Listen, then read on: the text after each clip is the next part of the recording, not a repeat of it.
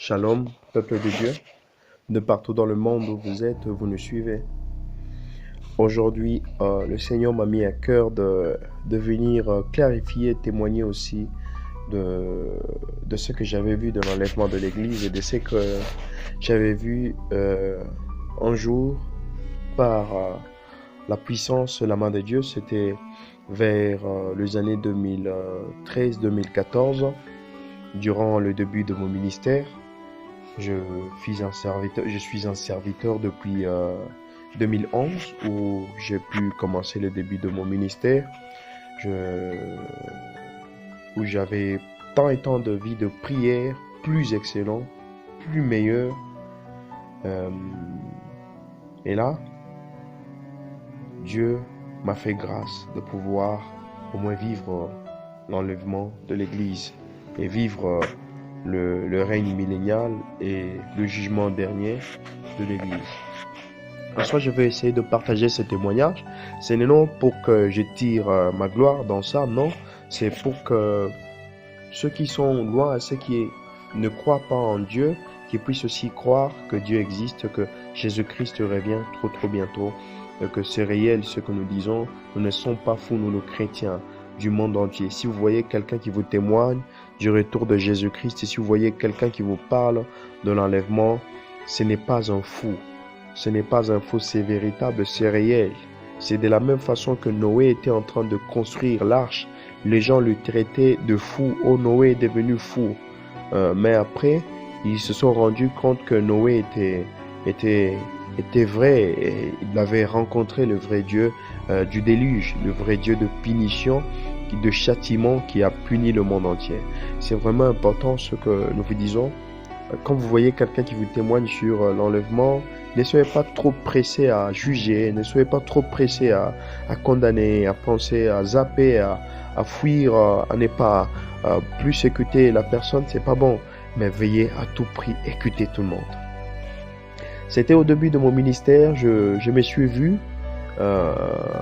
chez nous à la maison, pendant que j'étais encore à la maison, car là, en ce temps, je gênais beaucoup et je priais beaucoup, je faisais beaucoup de montées à la montagne, j'avais une intimité avec Dieu. Il me suffisait une fois dans la journée que je fasse le mal, je vois Dieu. Une fois.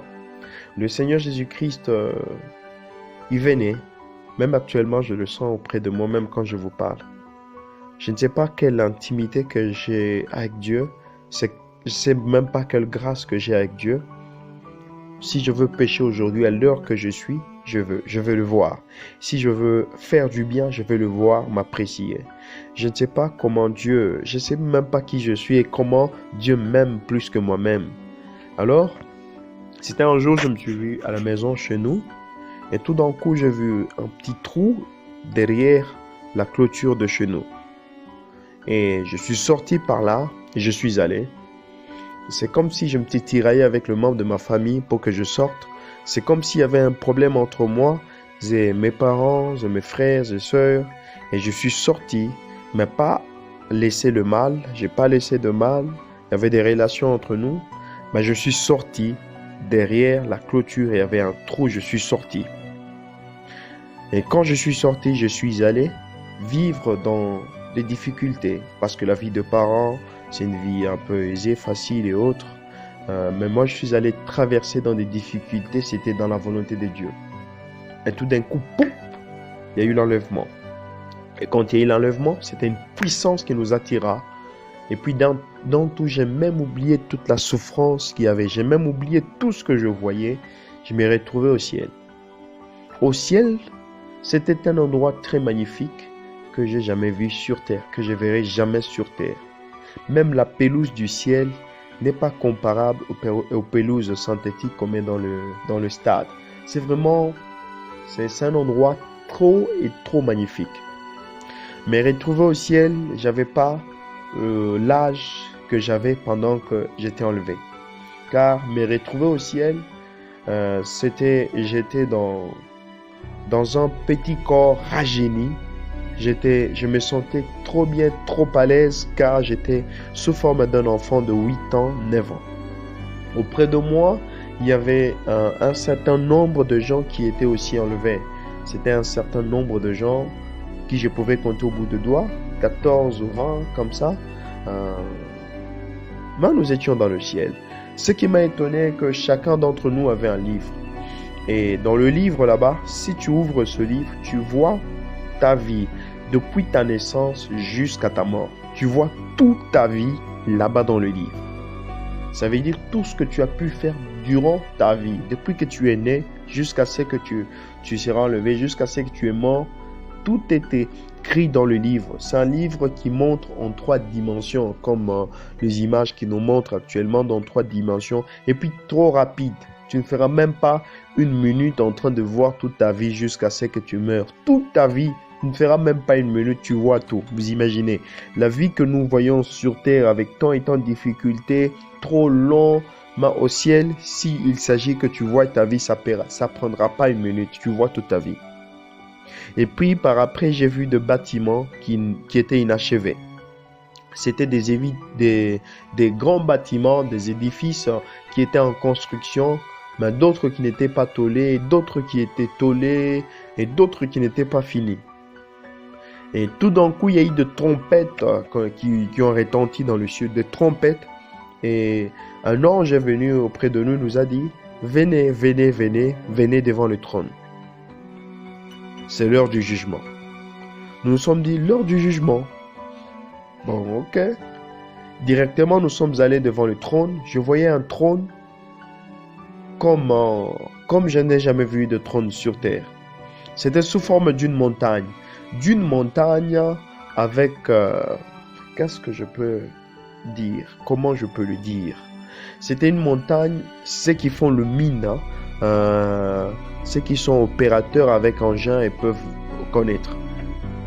Raclée. Une montagne déjà raclée par une pelle, de sorte, si la pelle a déjà raclé, la terre qui reste avec en plaquette, très beau, très magnifique. Et au-dessus du trône, c'était à une distance. Au-dessus, en hauteur, il y avait quelqu'un qui était assis. Nous étions en bas. Et quand il nous a accueillis, c'était une puissance qui nous enleva jusqu'en face de lui. C'était Jésus-Christ. Je me pose cette question. Si vous pensez que Dieu est vieux au ciel avec de barbes, très vieux, vous vous trompez. J'aime un pasteur dans mon pays, il a dit un jour que si Dieu était vieux, la terre devait commencer à bouger. Papa, un temps ça bouge. Papa, un temps ça bouge. Mais notre Dieu est trop jeune. Il n'a pas d'âge.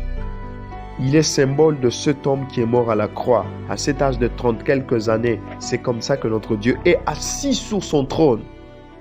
J'ai vu Jésus assis sur... Il n'y avait pas de trône, il n'y avait pas 3 trônes, il n'y avait qu'un seul trône. Et là-bas, il y avait Jésus qui était assis. Tu ne pouvais pas le regarder dans les yeux parce qu'il brillait comme le soleil. Et puis après un temps, le livre fut ouvert. Quand nous étions enlevés, nous étions dans l'air. Nos livres, premièrement, furent ouverts. Il nous a jugés premièrement, nous qui se disaient autrefois enfants de Dieu, nous qui se disaient autrefois chrétiens. Dieu nous a jugés d'abord nous. Et quand il a fini de nous juger, c'était alors que Dieu a commencé à juger les autres nations. Dieu a commencé à juger les autres chrétiens, le monde. J'ai vu des milliers et des milliers de gens qui sont venus. Après que nous avions été jugés, nous avions trouvé grâce aux yeux de Dieu et nous avions été épargnés au feu éternel. Je me suis vu derrière le trône de Dieu et j'ai tenu Jésus, Dieu, le Créateur. Je l'ai tenu sur l'épaule. Assis sur le trône, moi un enfant de 8 ans, Dieu, quelle grâce, je le tiens sur l'épaule. Je ne règne pas avec lui. Lui, il est sur le trône. Moi, je suis debout derrière son trône. Je tiens Dieu le Créateur. Dieu le Créateur, je le tiens sur l'épaule. Je dis véritablement ce que j'ai vu. Je n'invente rien. Je tiens Dieu sur l'épaule et je vois Dieu en train de juger des milliers et des milliers de gens. Et de là, il a même condamné quelques-uns des membres de ma famille pour le feu éternel. Et puis par après, c'était le millénium. Mes frères, mes sœurs. Moi, je m'appelle Michael Mangui. Si Dieu m'a poussé à faire ce témoignage et ces multiples prédications sur cette chaîne Réveil pour l'enlèvement, c'est pour ça. Je ne vise pas que je sois récompensé par YouTube, non. Je ne vise pas ça. J'ai fui auteur écrivain depuis 2014 de plusieurs livres auxquels j'étais détourné dans ça. Quand j'écris un livre, on me détourne dans ça. Je ne sais pas comment le publier, tout ça. Mais tout ce que je cherche, c'est la conversion d'une seule âme à Dieu. Car si tu amènes une seule âme à Dieu, tous tes péchés te seront pardonnés. Tout ce que je veux, c'est qu'une seule personne croie au Seigneur Jésus-Christ. Car le mal est ce qui arrive. Je veux être traité de tout le monde, être fou de Jésus, manquer tout de la terre, mais avoir Jésus. Car cela est purement essentiel dans ma vie. Car j'ai laissé tout pour Dieu. Et c'est pourquoi Dieu est en train de me restaurer de jour après jour. Et il renouvelle sa bonté dans ma vie de jour après jour. Et il fait de moi un grand serviteur où que j'y vais de jour après jour. Mes frères et sœurs, nous sommes à la fin de temps. Que ce témoignage puisse vous toucher et vous ramener à Dieu. Que ce témoignage puisse vous faire de sorte que vous puissiez croire que le Seigneur Jésus-Christ est véritable et qu'il revient bientôt. Car sans lui, nous ne pouvons pas vivre. Que Dieu vous bénisse, nous bénisse abondamment. Dans le nom puissant et glorieux du Seigneur Jésus-Christ, nous disons merci Jésus et Amen.